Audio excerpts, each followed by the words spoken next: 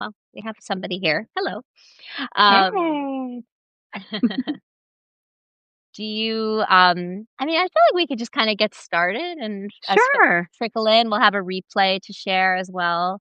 Awesome. Um, and since I don't know is here, but also who will watch the replay, I suppose we could both introduce ourselves to each Yeah. other's I love that. audiences. Would you like to go first? Sure. Yeah. Thank you for, organizing this and inviting me on. And yeah, my name is Julie Duffy Dillon. I've been a dietitian for 25 years. I'm also trained as a mental health therapist, and I have been specialized in helping people with PCOS Yeah. for about the same amount of time that I've been a dietitian. And I'm excited to unpack all the different things that we see, how it impacts like a person's relationship with food and their body, and if you have PCOS and maybe suspect someone in your family has it too, like there's ways that you can, I don't know, PCOS is a complicated condition. We know so little about it, and you deserve so much more information. But there are things you can do to kind of help make things not quite as bumpy. And yeah, so I'm excited to unpack all of that. So thank you. So why don't Yeah, you no, introduce yourself now? okay, okay. I'm Zoe Bisbing. I am a therapist by training. I specialize in eating disorders, disordered eating, body image issues across the Mhm. lifespan, and I'm also a mom of three. And I guess in my spare time, I do a lot of like prevention work. So I do a lot of education for parents and teachers and uh, you know professionals that are interacting and nurturing with interacting with and nurturing young people, hopefully helping to prevent some of the things that I treat in my daily Yes. practice, or at least increasing as many protective factors as humanly possible. And I do that here on Substack and on Instagram and public speaking and stuff like that. But I was particularly interested to talk to you because I feel like, I polled my Instagram community over the weekend about PCOS, and it was so interesting. Like, a lot of people know it well and have it. Mhm. Then there were a lot of people that know it well but don't have it. And then there were a lot of people that know nothing. And then there were a lot of people that have it and feel like they know nothing. Yeah. And, I feel like I've learned about PCOS because of the clients that I've treated over the years for disordered eating, eating disorders, body image issues that have it, often don't even know it, and then sort of through Yes. their work with me, there's enough questions that sort of prompts them to find like a more humane endocrinologist or people that are not just putting them on diets or. Yes. But it's an elusive condition, and I'm just selfishly excited to talk to you and hear maybe first what it is, and Mhm. maybe we can kind of go from there. As I mentioned before we started, I'm interested in these like early ruptures with food and body that people experience, usually in childhood or adolescence, Yeah. that they carry with them into adulthood when maybe I'll meet them in therapy. Um, but I wonder if, bearing that in mind, we could just start with like, what is PCOS and Yeah. what? Yeah, thank you. That's a great place to start, I think.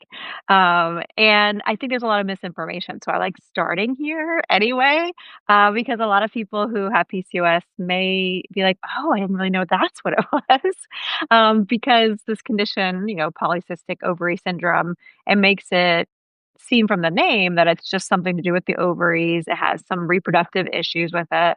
But this is a condition that actually is an endocrine disorder. It's something that starts in the brain, not in the ovaries. And while a person can only get diagnosed with it when they are able to have cycles, it's something that a person's born with and will die with. It's a chronic condition. And you mentioning early ruptures in like a person's life when they're a child, and there's some really interesting things that my clients have taught me that is really common when people are young before they're diagnosed with PCOS. And some of those things, of course, are like irregular periods, or they start their cycles really early, or they start them really late. Like there's something just kind of unusual about it for them. But then Mhm. also, something that happens for a lot of people is that they end up also having a complicated kind of relationship with food because their body may appear different than maybe their family wants it to look, or maybe it looks like everybody in their family, and that's what freaks their family out. You know, they're like, "Oh, I don't want my kid to have to go through the same thing as me." But some other things that are interesting, I don't know if you've seen this in the clients you work with, but an early sign of PCOS is also a mood disorder, especially anxiety in adolescence. And so, yeah, it can be really complicated. But, knowing that it's an endocrine disorder, it is something that a person doesn't cause by what they ate, or it's not caused by how much they weigh. It's something that's passed down through families. And it's something that besides reproductive issues, it also has metabolic and psychological consequences to it. So it's literally something that affects every cell of a person's body. It's not just their cycle. Yeah, is our connection okay? Because 'Cause I'm being told I'm unstable. Can you see I me and hear me? I can still see you and hear you. So Oh, that's great. yeah, That's all I need to know. yeah. If it looks weird for me, it's okay. I think thank you for sharing, and it's interesting because all those things you just mentioned, they they're sort of internal, processes, they're internal systems, but they Mhm, have sort of outward like, there's physical symptoms of PCOS that people will talk about, and I mean, maybe you could kind of fill that in because I think we've alluded to the ways in which some of those things are not what families want or what the mhm, culture celebrates, and I know just from what clients have shared with me, but since this is sort of your expertise, what are some of the physical symptoms or traits, even if no two folk no two people with mhm. PCOS are the same, Yeah, what are some of the kind of traits that manifest themselves physically that make for maybe why this is, a challenging disorder uh-huh. to have in our culture? Yeah.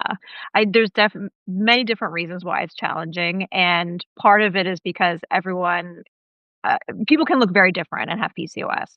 And the most common kind of type, if you will, sometimes I use that thing in quotes type because there are some types that are kind of not really based on anything that's scientific, but there are ways that you can type PCOS based on the criteria that a person meets. And the most common type is when someone has met all three of the criteria, which is like the irregular periods, has signs of high androgens, and appearance of cysts on the ovaries on ultrasound. And when someone has all three, what is really common is to have signs of these high androgens. Now, what that will look like is for some people, they're going to have more hair on their body in places they don't want it. They may be losing hair on their head, like androgenic alopecia. And, when someone has high androgens, there's also a common experience of high insulin levels as well. And now, not for everyone, but for some people, when insulin levels are really high, it can lead to weight gain. Not that the person caused the weight gain or anything like that. It's just a part of like the physiology. And a really common experience for people with PCOS is to experience this rapid kind of weight gain in adolescence. And for many people, it's around 18 or 19, like when someone may be leaving the home for the first time. And it's kind of almost like this, like, stereotype for many people with PCOS is, like, once they left home, maybe went to college or they just moved out on their own and gained 50 or 100 pounds. It's just like that's something that you will hear often over and over and over again to the point where it's kind of like if a clinician hears that, like, "Oh, has someone ruled that out?" Like, "Has someone ruled out PCOS for you?" And, so having that kind of experience in a world that values thinness at all costs, especially right now, um, what a hard thing. And if you're a parent and you also have PCOS, or maybe you've never been diagnosed, but you've experienced that, to witness a child of yours going through that too, um, it makes sense. You want your child to not struggle, and you want your child to feel like they belong and they feel safe. And there's many ways to help with that. But for some people, what they may then try to do is try to control eating and body size, and that's where these ruptures that you and I see so often with our clients, where they happen. And, just really even helping people to learn that like, hey, PCOS is this chronic condition that you didn't cause, and learning how to take care of your body, no matter what body size you are, is going to be a really important lifelong skill. And everyone deserves that, right? Whether you have PCOS or not, like everyone deserves to have that kind of skill, especially with a chronic condition. I think it's important to have. Yeah. I mean, I know that there's just, like, so many, I don't know, not catch-22s, but, like, things Mhm. that are in conflict with each other, I think Mhm. about how much, early stigma. I mean, I think about multiple people that I've heard stories of very humiliating experiences in pediatric endocrinology offices and, really internalizing the message that I've done something to Mhm. cause this when Yeah. you're saying so clearly, no, you Mhm. inherited genetics that sort of loaded you this way. But to sort of internalize that there's something wrong with me and something I don't even understand. And I feel like the lowest, like, hanging fruit to understand is I'm too big or my body doesn't work or these sort of it doesn't look right. Like, Mhm. it's very complex to try to understand, like, what are the sort of endocrine differences or hormonal differences or however you would say it for a child, Mhm. let alone an adult, let alone a child. But I think about how, I would imagine a lot of your clients, like, got that message very something wrong with me. Mhm. And I know that if that's the core belief, there's something wrong with me, something wrong with my body, that is not a very good predictor for, um, body care, self-care, going to Yeah. the doctor, right? It's, like, very discouraging, Mhm. and if you have a chronic condition, you need the opposite, like, you need skills. I love that you were talking about, like, everyone deserves skills. Arguably, Mhm. people that have chronic conditions need them even more.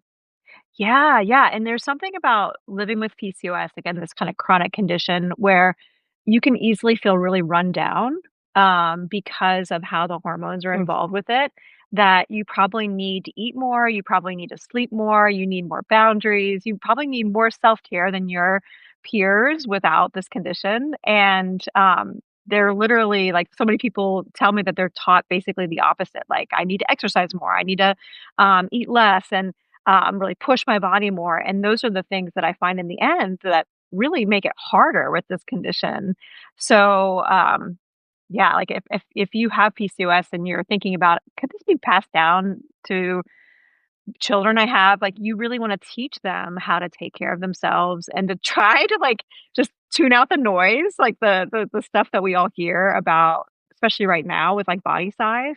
And because, yeah, you're probably gonna need to, add more to your life than other people, and I think that's a part of living with a chronic illness is that you sometimes people need more, intervention or help or food or rest, like, sometimes people just need more, and that's just, like, part of diversity, right? So, um yeah, it's just really unfortunate that, like, how body size has messed with how people able to connect with tools that help them feel better with PCOS.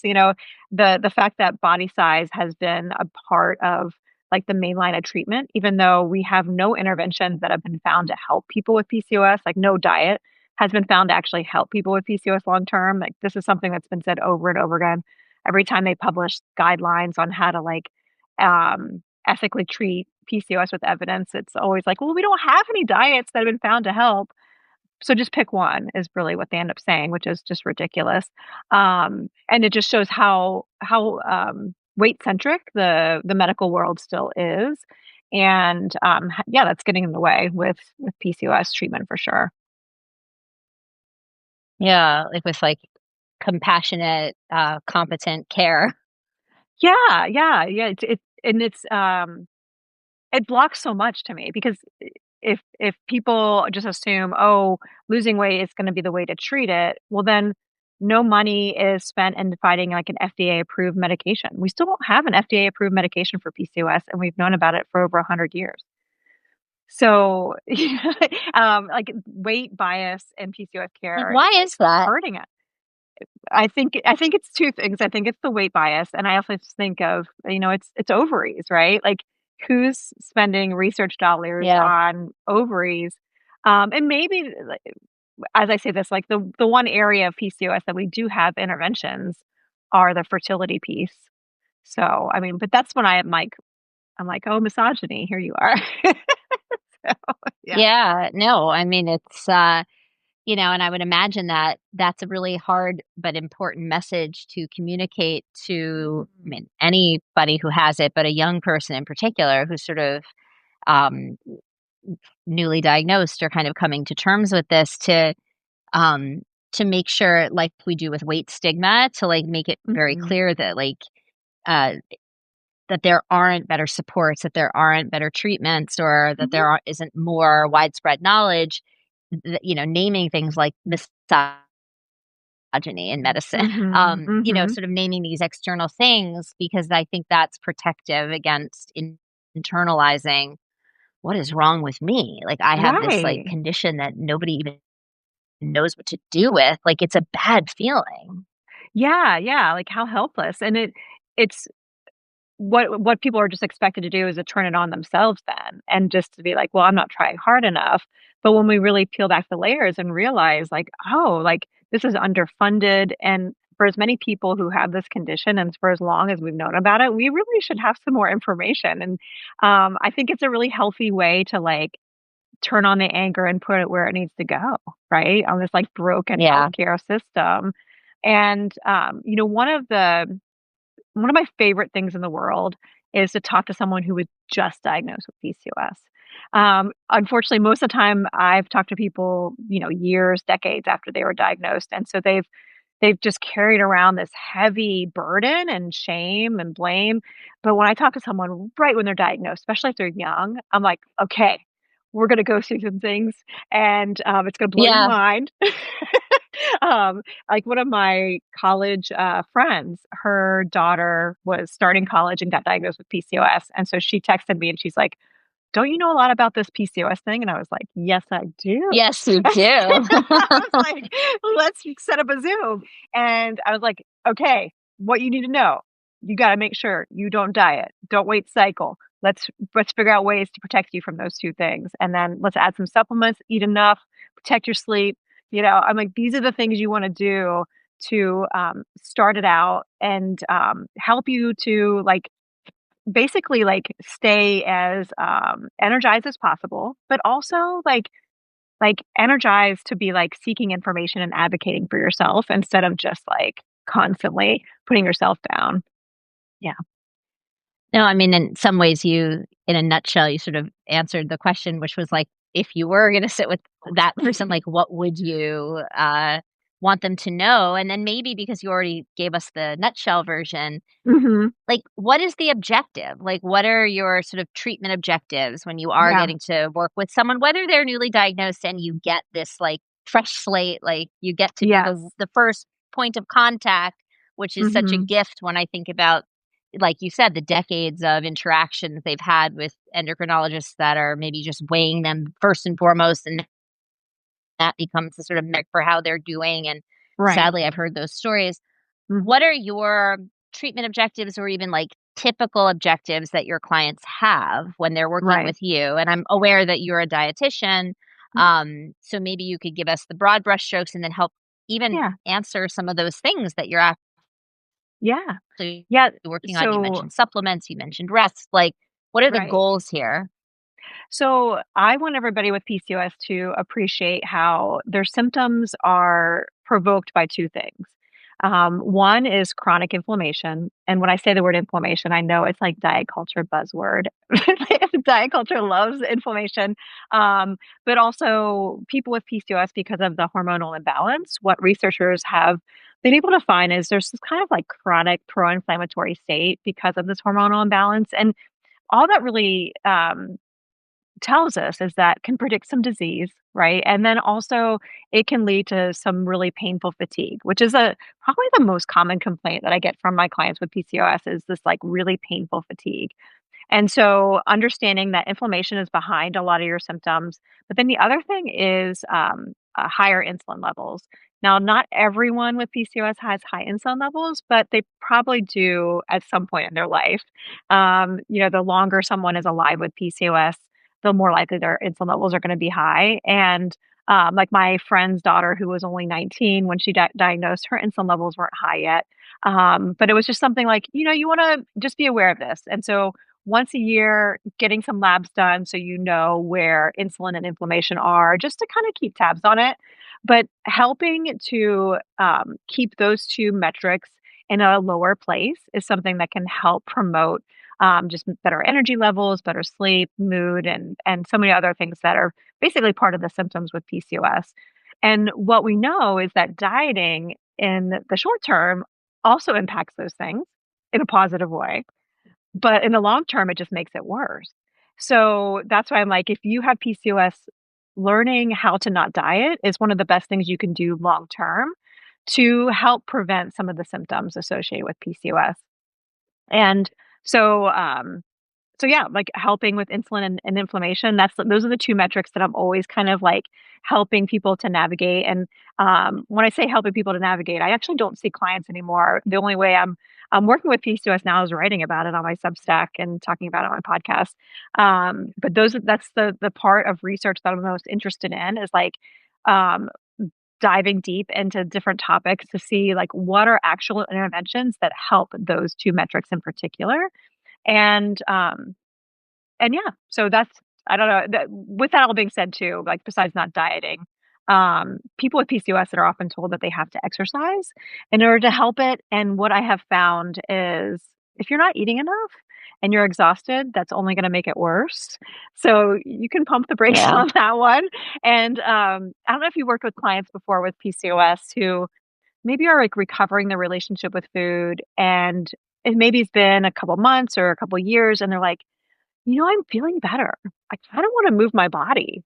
And I'm like, oh, that's interesting. And it's kind of a more gentle kind of craving. And that's a way that your body may be telling you, okay, I have energy now to move my body. Let's go find something fun that you actually enjoy doing and that's accessible to you. I did mention some supplements. There are some, let's see, there's three supplements that I recommend to people right from the get go with PCOS. And then there's some other ones that we can add on depending on what are their symptoms they're experiencing. But as I say this, like eating enough is always the most important. You're going to hear every dietitian say that. But I also at the same time appreciate that like recovering a relationship with food can take a long time because this world is like on fire. So I used to wait to tell people to start supplements until they were eating enough, but then I was like, why? Like Mhm. you can start them earlier and start to feel some benefit. And one in particular that's really common and popular is inositol. And inositol is a B vitamin that helps with insulin repairs. Oh gosh, I'm forgetting a word here. Insulin receptor repair. There you go. Getting over the flu still, so my brain is still like foggy. Okay, you're entitled. It's okay. Thank you.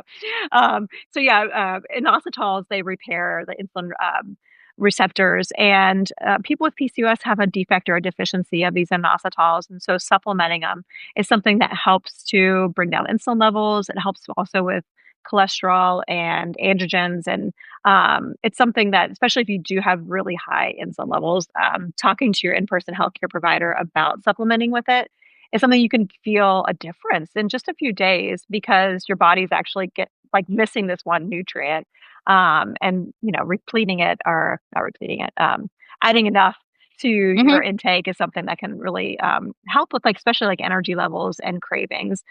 Something else I didn't mention is the carb craving part. I don't know if that's something that you've seen from your clients too with PCOS. I can't believe we haven't talked about it all yet, but it's a big one. Yeah. No, well, but you know what?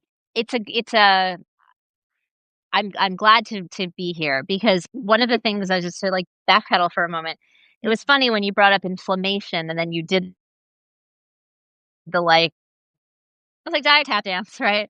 Yes. And I think, it's important to appreciate that all of these things, inflammation, even nutrition, like, all of these things, they do matter, but it's just not in the way that we're sold and not in these, like, alarmist kind of extreme ways that diet culture kind of presents itself. So I always talk about how health is such a tricky word. It's like one of my Yeah. core beliefs of the work that I do and teach, and this conversation is the epitome of why health is such a tricky word, right? Mhm.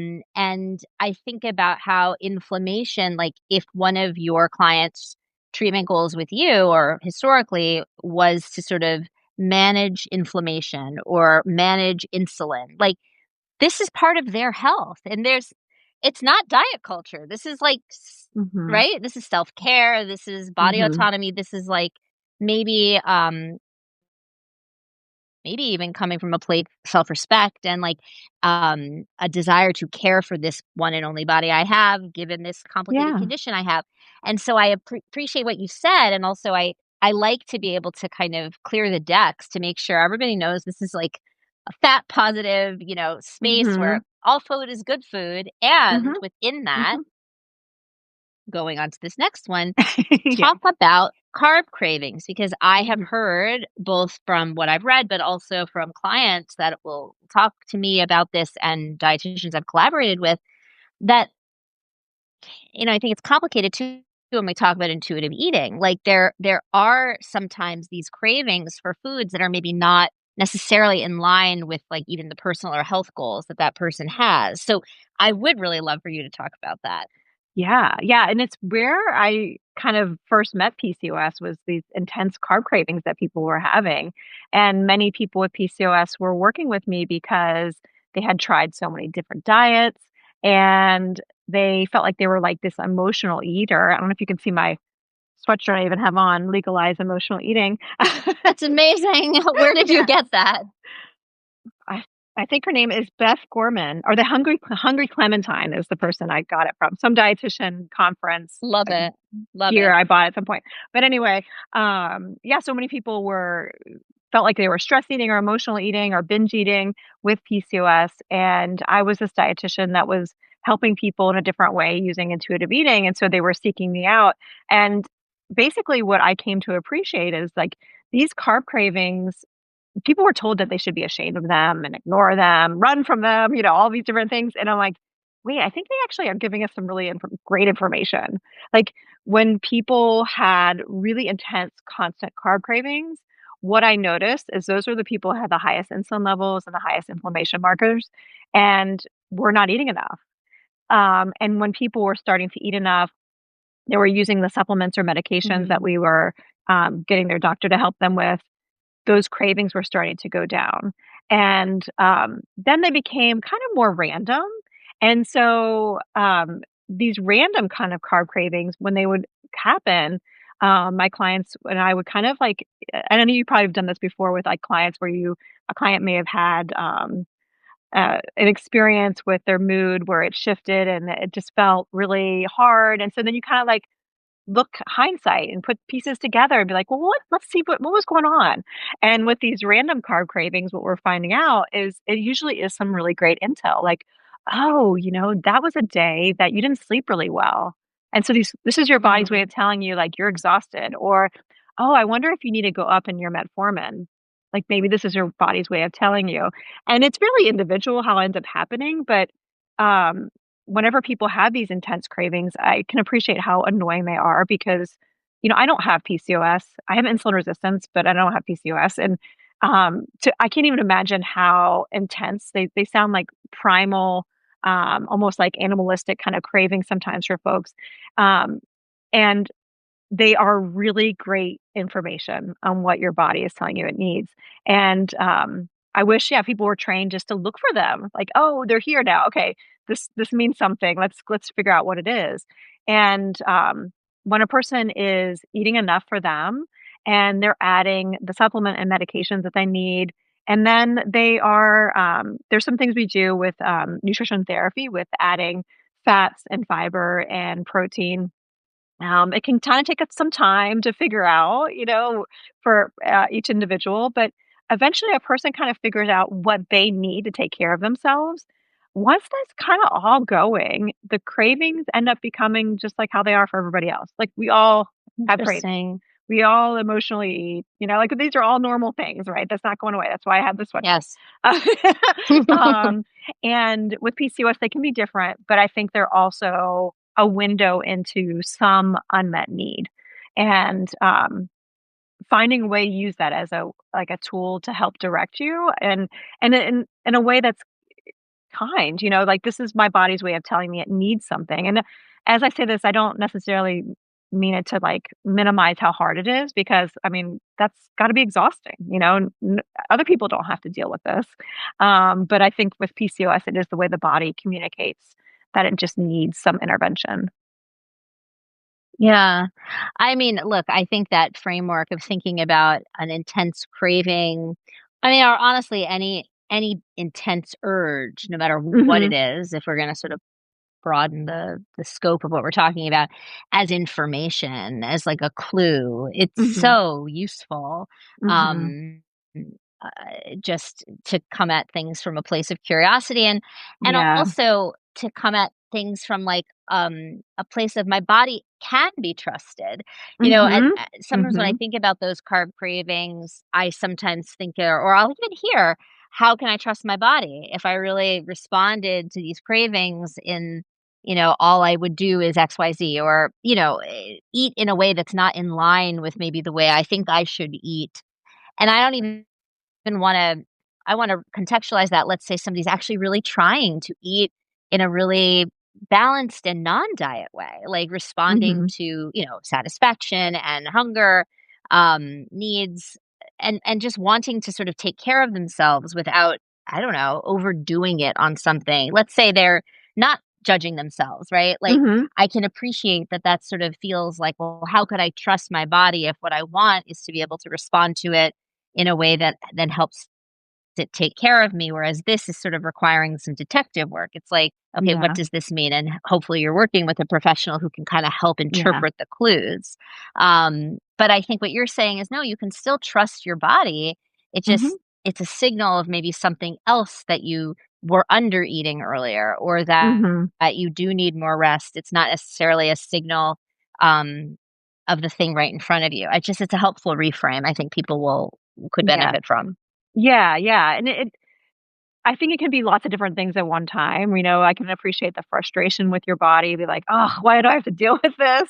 And it's like, this is how PCOS basically how it's going to, like, manifest for many people, is by having some of these symptoms, and, um, I the big thing that this is why I love talking to people when they first get diagnosed is, like, if someone can appreciate like, if you're experiencing something in your body, try really hard to not blame yourself and to just notice it.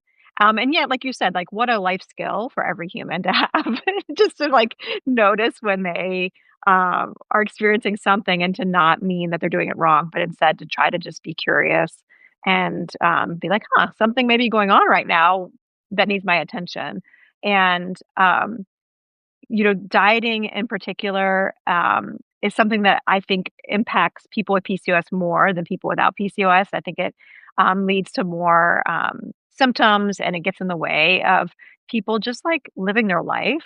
And so you may find you just have to protect yourself more. And, um, but some of these symptoms we're talking about, they're going to creep up on you than your friend sooner than your friends, because of this condition.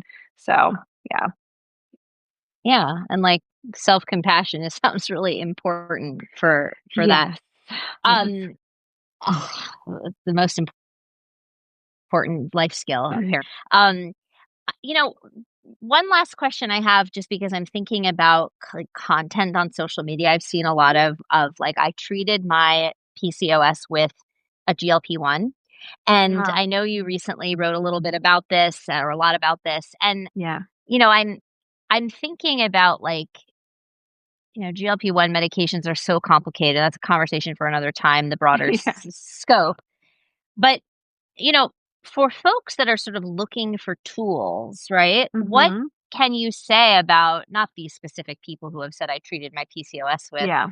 GLP-1, but what's going on with this? And like, I- is this a treatment for the kind of particularities of PCOS with respect to insulin resistance, or are these Mhm. how should we be thinking about this?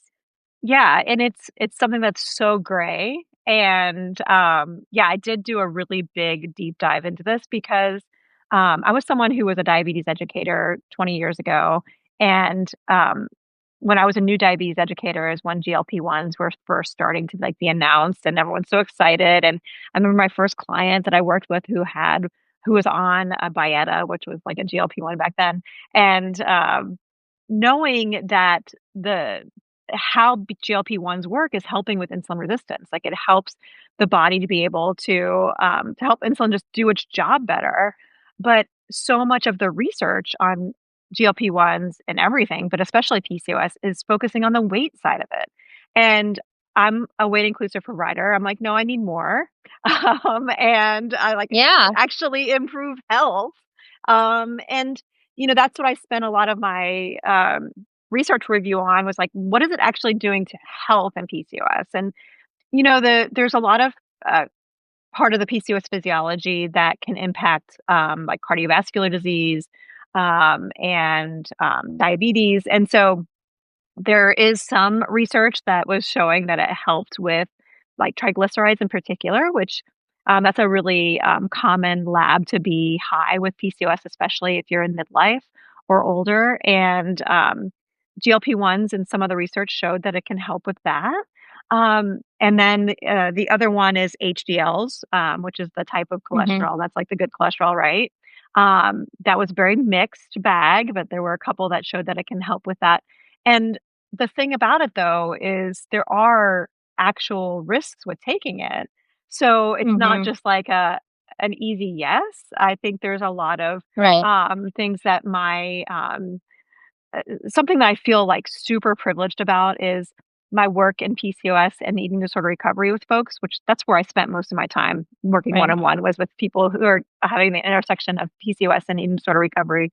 But working with people who were recovering for decades, fat activists with PCOS, people who are just like, I don't want to diet with PCOS. Um, and hearing their experiences using GLP-1s, um, I got to learn some of the things that research hasn't shown yet, was that how it helped many people relapse with their eating disorder, even though they were decades into recovery, how it, was something that made their brain feel, um, more anxious and have more mood issues again. And so there were parts to it that I think, are really if you have PCOS and you're thinking about doing the GLP-1 a route, really talking to people who can be super direct about their experience and not just like, "Hey, it's been great." And it kind of reminds me about gastric bypass surgery and PCOS. It's really hard Mm. to find people who will be frank about their experiences, and it's hard to find, and I think that's on purpose. I don't think drug companies and surgeons want you to have access to that information, but you have to seek it out. Reddit is where a lot of that lives if you're looking for it. Um, but but yeah, like finding people who actually have that. And there are two people in particular that you can, if you want to hear their experiences where they're really frank with it. Laura Burns, I don't know if you know her, but Mm. um, she's a yoga teacher and has PCOS, and she has on her YouTube her whole experience using a GLP-1, and she's really frank about how it provoked relapse and the pros and cons, which I feel like we need more of that. Yes, we And do. giving people space to share that. And with that being said, all the people that I've talked to with PCOS that have used a GLP-1, only about half have tolerated it. And, No. those that have tolerated it, most have only been able to be on it, a year or less. But then for those few who have stayed on it, they're like at the lower dose, have felt like it's been a really great addition to their like toolkit, Yeah. and not going up to the super mega dose. So Right. so that's so far what I'm suggesting. And actually, let And me you say one more thing too, is that the research has been shown too that I was reading is that metformin combined with a low dose GLP-1 seemed to be the best so far if someone was gonna use a GLP-1 to have it, the low dose with metformin. So Yeah, that Yeah. that would be sort of like a potential combination. Uh-huh. And, oh, I really appreciate you distinguishing, using it for health, which is different from using it for weight loss. And Mhm. some of those higher doses, I mean, the purpose of them really is about, significant weight loss. So, Yeah. and I just appreciate it's a both transparent and frank and also a Yeah. gray, area, but the way you're speaking about it. And, I find that, again, going to tricky words in nuanced conversations about GLP-1s because I think that there's a it's very polarized. You have people over here that are absolutely, using them, I guess you could say abusing them, or just using them to Mhm. achieve extreme weight loss as though that's sort of the Right. objective and what they're for. And then, people that are sort of, fear mongering about how horrible they are and nobody should use them. Everybody, it's Yeah. like I feel like we're missing the kind of middle space of conversations, what you're saying, like potentially a useful tool from a medical perspective in conjunction with Mhm. other things, low dose, only if can be tolerated, obviously only if Mhm. it's accessible. Like that's more of that. Health is such a tricky word. Like these are Yes. nuances that I think we need to be able Yes. to talk about. Yes. I agree. Thank you for Yeah. giving me space to talk about it because yeah, it's something that's super gray. We don't know enough yet. And, insulin resistance is a big part of the PCOS symptoms for many people. And so GLP-1s could be a way to help treat it. But I think we just need more like research to actually look at the health part of it and not just the weight change part of it. Yeah. Yeah. Well, on that note, that would be great across the board. Yes. And if we could just finally separate these two once and for all so that we could appreciate the correlations and we could Yes. appreciate the crossovers, but like let them be two separate matters. It's so Mhm. frustrating that um not everybody understands that. So I shouldn't be know. a radical concept, but okay. Yes. Was there anything that you didn't share that feels relevant to this conversation that you want to make sure you get out before we stop? No, I mean, I think we got through a lot. I'm really proud of us. I know, me And, too. yes, and I mean, I think the big thing is if you have PCOS, just know it's not your fault, and we actually have ways to intervene that are outside of another crappy diet, and, yeah, and if you are looking for more, it's what I'm writing about, it's what I spend all my time looking into is how to help you find new tools that are gonna help you promote health without another crappy diet with PCOS. Well, I'm grateful for that, and I'm just thinking about how one of the people on Instagram who said it, but I sources to with even family about what it is, and I'm happy that I can refer them to your resources Yay. because I think that that's sort of like what we need more of. Yeah. Julie, thank Awesome. you so much for meeting me, and, Yes. even though you still have the flu kind of making its way out of your body. I Thank feel so you. much better, so I'm glad that we could make it work, and it was a delight. It was nice to talk to you. I appreciate it. Great. Take care. All right, bye.